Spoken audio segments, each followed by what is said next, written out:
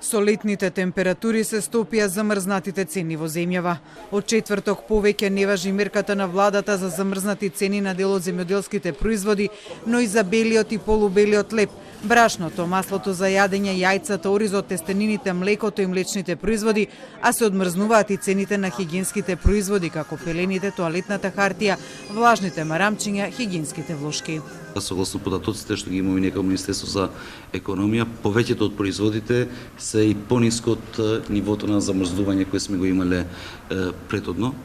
Ако во случај од денот кога нема да важи таа одлука за замрзнување, има злоупотреба од страна на трговците, ние од дневна база ја следиме ситуацијата и секако дека ќе следат различни мерки.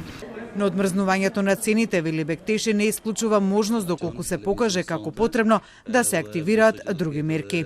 Во делот на различни мерки, секако дека ние дневна база ги правиме тие анализи и секогаш може да се усвојат. Тоа ќе го направиме секако во соработка со стопанските комори.